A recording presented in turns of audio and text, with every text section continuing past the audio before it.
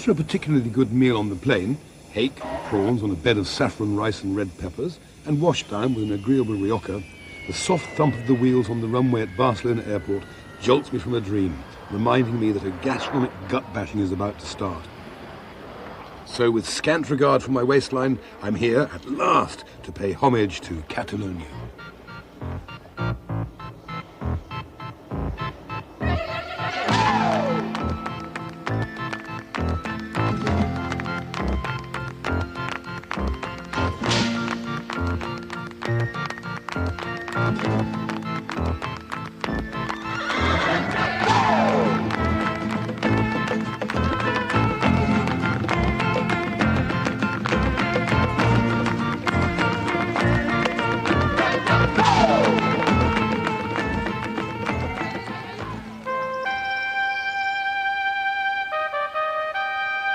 Ah, Catalonia, land of Miro, Jose Carreras, Pablo Casals, Salvador Dali, delicious sausages and mountain cheeses, wonderful wines, superb churches, great examples of Romanesque architecture which are scattered around the southern Pyrenees. But the Catalonians, like the Basques, are fiercely independent and terribly proud of their culinary heritage and cock a snook at the rest of Spain. 30 years and more ago, when I was a little boy, midnights in the summer, we used to creep out into the garden, pluck broad beans from the pods there, nick them back into the kitchen, fry some bacon, put the broad beans in them, and have the most wonderful midnight feasts. It's a memory which stays with me forever. It's still one of my favourite dishes. So imagine my delight when I come up here into the Pyrenees and find that one of the local specialities is in fact broad beans with bacon or with belly of pork or even with locally cured Serrano ham. And a little bit of black pudding. So Clive, into the ingredients here, we've got local black pudding, an onion, wonderful fresh broad beans, a bit of belly of pork, some mint, the beans already peeled here in readiness, a bit of salt, a bit of sugar, olive oil, some anisette, and of course, a drop of white wine. So, let's pop the pot onto there.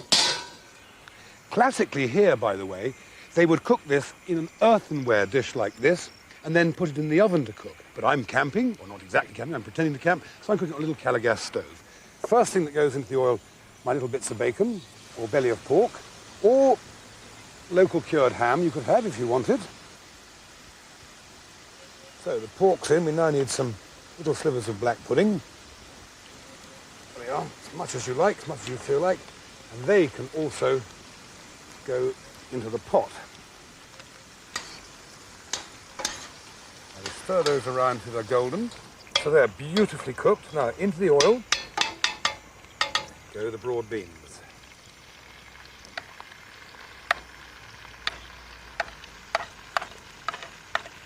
And a blade of grass, which we don't actually need. But what we do need, a little bit of mint.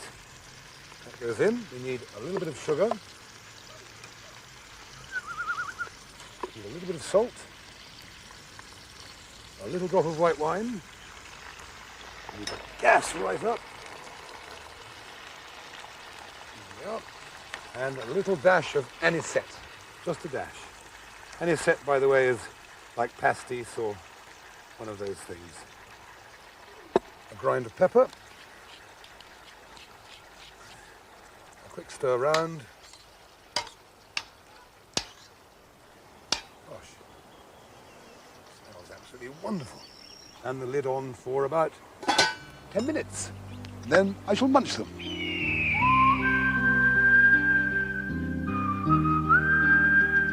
It is rightly said that the how and what of cooking are determined by the spirit of the land that has created it. Well, this simple dish takes its character, I'm sure, from the closeness of France. But Catalonia is famous for its many vineyards that grow sharply fresh and fruity grapes to make cava, wine made by the champagne method, and drunk not only by the rich and famous, but everyone.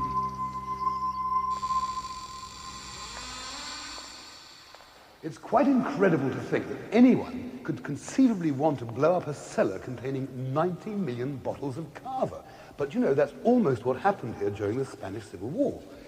A group of soldiers was staying, hiding down here, hiding from the other enemy, because they're all so confused about who was fighting what, you can't go into the exact details of it. And they thought, what we need to do, strike a blow for the people, blow up the capitalists, and destroy this magnificent cellar.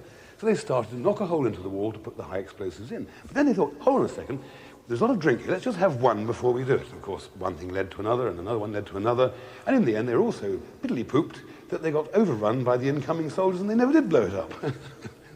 It's quite a funny story, really, isn't it? Might do that again in a minute.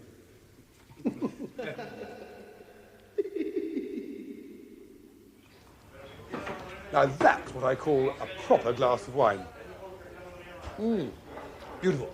I find myself today in this superb restaurant, Casa Irene, in a wonderful mountain village here in the Pyrenees, where King Juan of Spain himself, no less, comes skiing and comes to this restaurant to eat. He'd probably have this dish, because it is a very typical Catalan dish. It's called pollo a la Catalonia, which is Catalan chicken, and it's cooked with, Clive, please, come in close, wonderful farmyard corn-fed chicken with prunes, with raisins, with pine nuts. It's fried in olive oil, it's seasoned with salt and pepper, and interestingly, finally, it's thickened with this piccata, and in French we would call it a pommade. It is crunched biscuits, pine nuts, toasted almonds, and white wine. At the end of the day, that will actually thicken the sauce. Now then, over here, Clive, pop into this pot here, if you would, and witness the lovely red colour of tomatoes and onions and olive oil and chicken stock. Now back up to me, if you would. This is a sauce I had to get on a little bit earlier because it takes some time to cook. It's olive oil with finely chopped onions, the sweetest, ripest tomatoes, finely chopped, put into there, sizzled to their golden brown, then chicken stock is added. It's left to simmer away while I get on with the rest of the dish, which starts in the frying pan, Clive.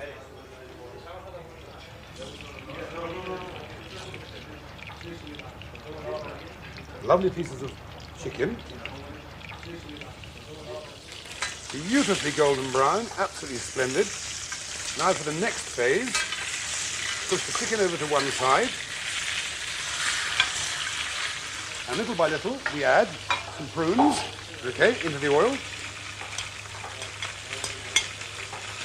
Let them take a little bit of colour from the oil and the flavour from the oil as well. Stay there, Clive. A few raisins. Okay, sizzle them up a little bit. Then a few pine nuts, like so. And now, you remember the sauce I made earlier, Clive? Back up to me, please. The sauce I made earlier now has to be strained over this lot using the chinoise.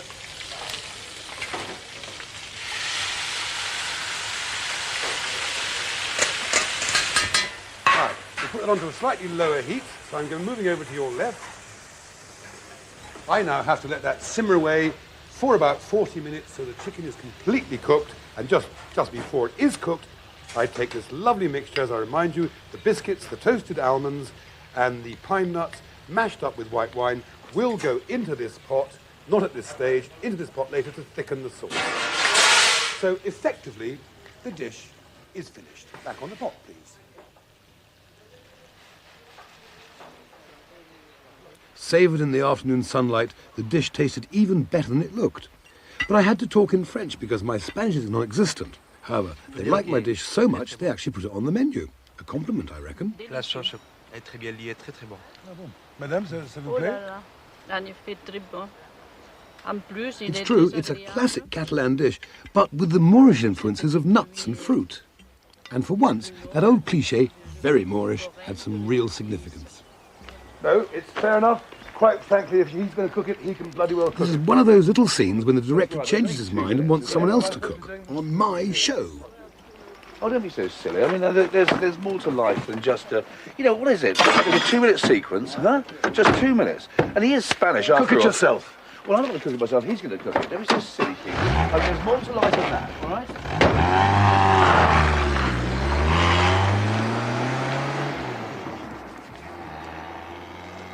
Bueno, okay. We have the potatoes, and we have a little bit of garlic for the flavor. And it has to be golden garlic. I knew this would happen. I knew it. I mean, it's not as easy as it looks, you see. You want to hear about the birds and the bees and the bears and the countryside and fishing and culture and architecture. It's not just a question of throwing a few eggs into a pan. They've made omelettes in their The difficult thing is to talk and to do at the same time. Well, you said you could do it last night. Okay, I will. I still haven't forgiven him for that time in San Francisco when he said even a puppet could do it. Well, people can't, you see. It takes a lot of skill to do that sort of thing. He'll be losing his rag any minute now. You wait and see. And we take it on our knapsacks and we go walking up the mountains and we see the wolves, the bears, the eagles, and we sit down there and we look at life in the Pyrenees where nobody's been before. There are no roads. And by the river, we open the knapsack and we start to eat the Spanish Now tortilla. you do it as you can do it. Huh. Put in the potato. Honestly, it's a lot more difficult than people think. But after Jose Luis had fried the potatoes in olive oil and a generous amount of garlic, he soaked them in some beaten eggs, about 10 of them, for a couple of minutes. Well soaked. And What he's trying to say is once the eggs have infused with the oil, the garlic and the spuds, you tip them back into the pan and cook it. Meanwhile, I was enjoying a frosted glass in the shade a few k's down the road. 1, 2, and 3. Wow, good.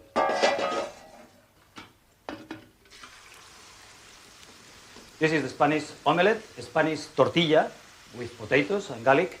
I hope it tastes good and that Floyd and all the crew are not very upset, very angry because an amateur is, well, doing something in a kitchen in the Pyrenees. Well done, Jose Luis. We'll let you know.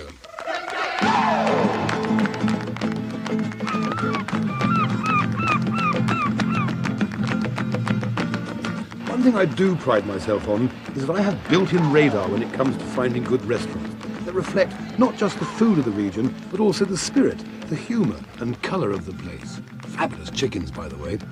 Here in Barcelona, the famous Los Caracoles, a truly fantastic restaurant that cooks wonderful Catalonian food. And for 150 years, it's been a meeting place for opera singers, artists, writers, and aspiring politicians.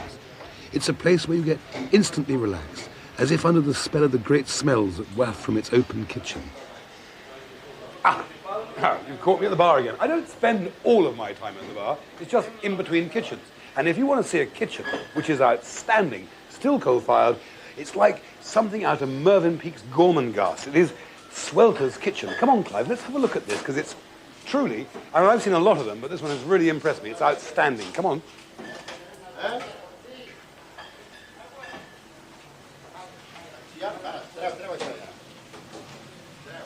They do say if you can't take the heat of the kitchen, get out of it. Well, this is one which is outrageously hot. Look at this, a fantastic, huge plate of chicken and peas. Coal fire over there. What's he cooking over there? He's cooking snails over there. There's some clams here. There's a big, fat, juicy close with clams in green sauce with white wine and parsley. Tempted to taste that. Absolutely stunning. Gambas, cigales, salt on the grill, prawns there. What have we got in here? And down here, look, bloody fantastic hake. Is that hake? No, it's bass. It's bass. What's underneath? A leg of lamb, just roasted very simply with potatoes and onions and garlic. I mean, this is a kitchen to beat all kitchens. Look, look, look, look. That is a painting. Look at those onions, gold. No, bring it back out. Por favor. The white onions turning brown, the red bleeding tomatoes, the potatoes. And this fish, I know it's difficult, Clive, but it is a real working kitchen. This fish goes on top of that potato, onion and tomato. Pieces of toast, pieces of chicken. More gambas here. This is, for some English eyes, this might not be terribly appreciated, but it's a very small suckling pig, just roasted whole. I mean, you could, back up to me, I mean, you could just munch into that and so enjoy it, couldn't you? Anyway, listen, Clive, do what you will, get all the little shots you need, you know, the chaps working, the things that David, the producer, likes, and I'm going to eat. This kitchen is making an artistic statement too. If it could talk, it would say, this is me, this is what I do, and I do it for you. I make you wonderful snails cooked in tomato sauce and simmered over my big, heavy, black, coal-fired stove. I make you stews of gambas and fish and scallops and clams in white wine and tomato.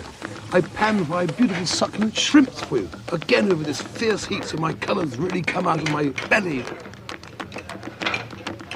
And hake simmered in tomato with mussels, olive oil, garlic and onions. I make my workers so hot they have to drink cider all the way through the service. Mind you, they deserve it.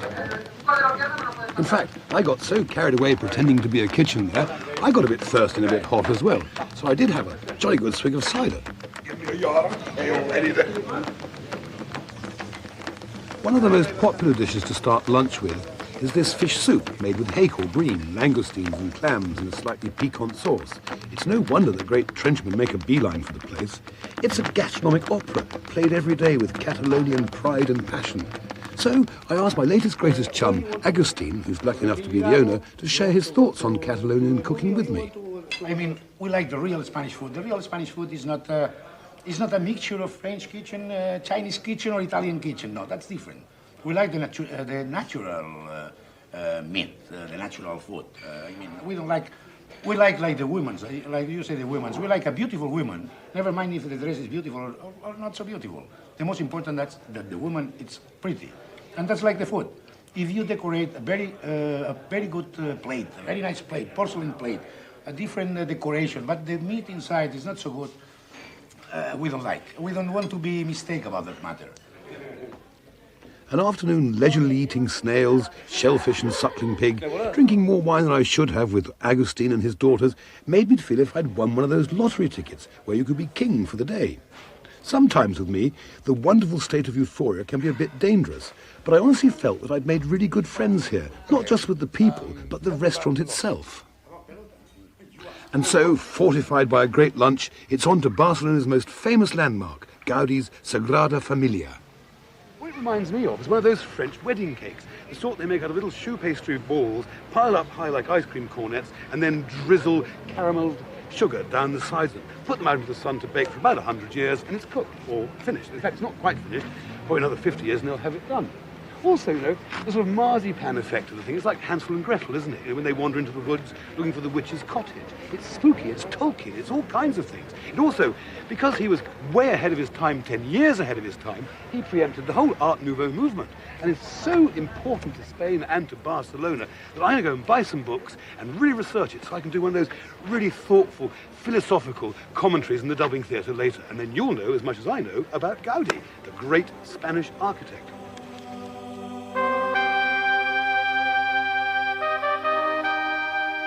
Salvador Dali, another great Catalan visionary, used to say of Gaudi's work that his buildings were edible, that he could just take off bite-sized pieces and munch away quite happily. As a young man, Gaudi was a bit of a rebel and very critical of the church. He had a taste for the high life and the looks of a dandy. But in old age, paradoxically, he devoted his time to his art, religion and a Spartan life. Very often, Gaudi would change his mind about the shape and form of his buildings, probably after a few glasses of Tinto at Los Caracoles, and he would rush in the following morning and instruct his builders to do something completely different. They would all sigh, have the odd monumental row, but get on with it anyway. He never married and was killed by a tram. Barcelona was, and still is, I think, the bravest city in Europe, willing to tolerate the excesses of its artistic community, and by doing so, it has enriched the life of the people who live there. Right, Clive, please. You have been looking at the beginning of a famous Catalan dish called patacoux, which means potatoes and cabbage. And it is made with, back into this pot for a second, please. It is made with ribs of pork, spare ribs of pork with a bit of meat on them, onions and courgettes, all ready, simmering away in a lovely, lovely dish of olive oil, okay? By the way, this isn't my kitchen as usual. We begged, borrowed and stolen from my great chum Francine, who I'll introduce you to in a few seconds after I've spun round the rest of the ingredients, which are haricot beans that I've soaked and cooked already. The dish does require cooked haricot beans, cooked potatoes, cooked cabbage, and then the other little bits and pieces are tomato, garlic, cloves, and a bay leaf. So I'll pop some of these tomatoes into there straight away, like so. Salt and pepper at this stage. And then my garlic, bay leaves and cloves. Sorry to be, it's a new kitchen. We haven't ever been here before, as you know.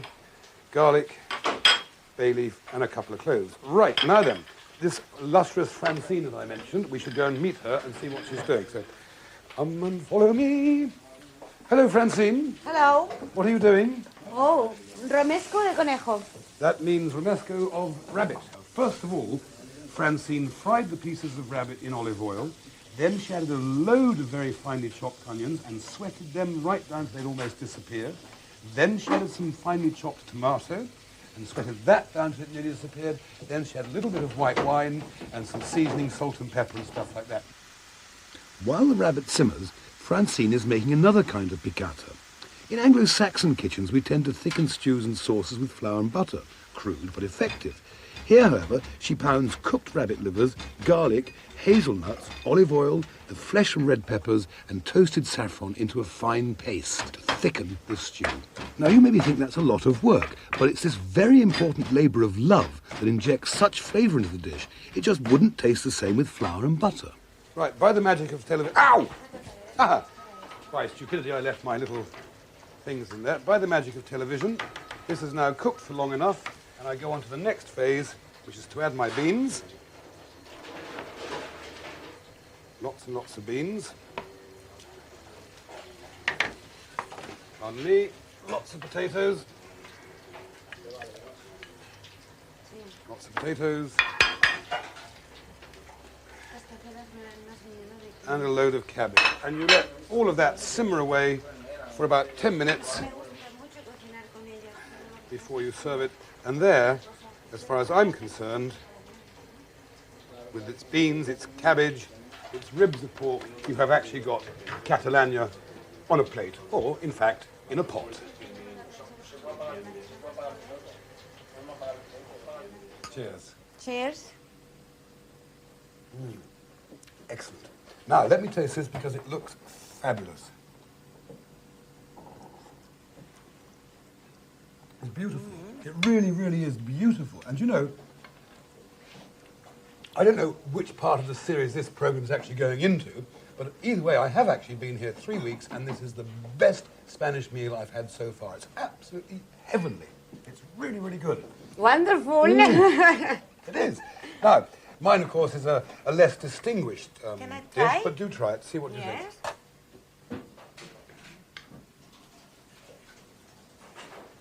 Yes.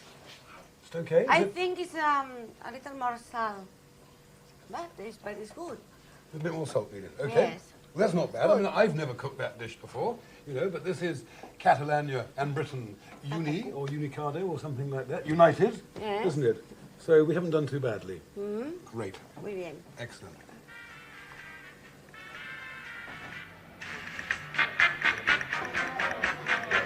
Barcelona by night, the people throng the streets. And if you can't afford to go to the opera, there's always some exciting and free entertainment. You just stand and stare while they spin manically round the mad music from a really cheap stereo system.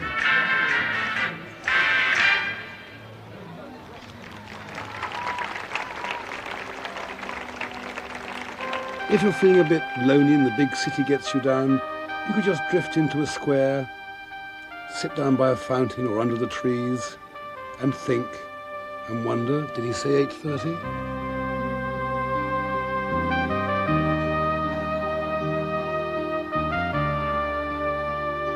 Do you really know what old Antonio was up to last night? It's true, you know, he did. And she may have discovered the same spark that ignited the talents of Dali and Picasso here in this city of lovers. A city that becomes richer as the night goes on, and it's constantly changing gear and never runs out of energy. I could have happily stayed all night just watching, but I have a busy day tomorrow, so for me, it's back to the hotel for cocoa and an improving book.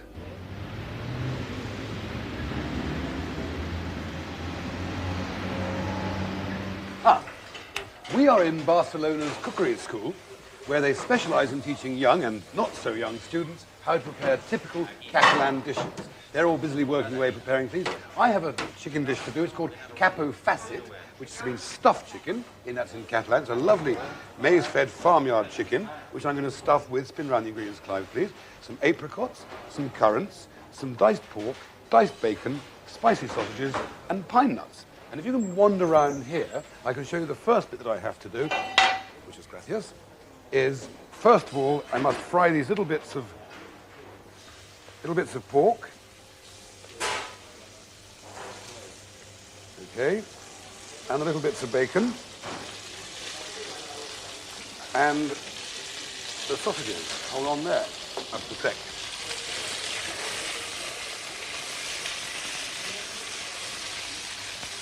Now, while those simmer gently away, back round here, old bean, please, because I have to chop up the apricots. Now, this strikes me as a very, this has got to have something to do with the Moors, with the Arabs. It's bound to be. These dried fruits are to do with Arabs and North Africa somehow. This must be emphasizing our point that without geography and without history, food doesn't exist. This is clearly an Arab-influenced dish. Right. And while I chop these apricots, the students busy themselves taking the hard skins off these little broad beans. By the way, there are about 100 aspiring chefs here. Oh, and this, a splendid dish, a boned-out loin of rabbit. What you do is roll the loin around the liver with a julienne of carrots and leeks and beans, and then it's neatly tied and roasted in a medium-hot oven until tender. In fact, it's a very simple, peasanty set of ingredients, yet prepared in this stylish way, you could call it sort of Catalan nouvelle cuisine, I suppose. It looks good, and I actually thoroughly enjoyed tasting it.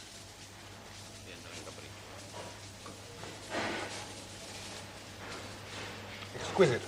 Anyway, back to my Arab-style stuffing. Wouldn't this be a thing to do with your goose or duck at Christmas time? I mean, it's a very festive sort of stuffing, isn't it? It doesn't have to go just into a chicken. You can put it into all sorts of other animals, other birds, that is. Anyway, we'll pop all that in there. Well mixed up. Well pushed in.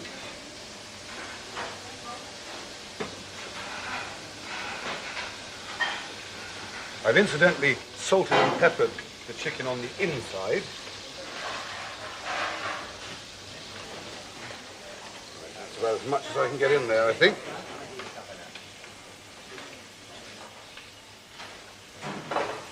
Thank you. When I finished stuffing the bird, I set about stitching it up. With the rock-steady hands of a skilled surgeon, I took the needle, and under watchful eyes, I finally managed to seal the bird up and popped it into the oven for about an hour, where it roasted with all its lovely aromatic flavours. Excellent. Thank you, sir. Now. And now, the proof of the pollo, and marks out of 10 before, no doubt, I'm awarded with a certificate and an honorary degree from Barcelona's cookery school. Thank you very much, sir. Just a basic glaze, made, as you all know, from chicken bones and root vegetables, a little wine allowed to simmer for quite a long time and then thicken with a little tiny bit of flour. Now, taste it.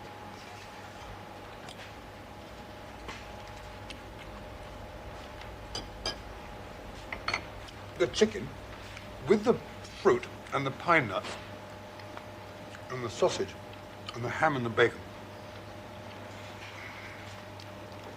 It's almost Eastern. It's mystical. It's a fabulous dish, a mystical little dish. Would you try it, sir? Again? Please do.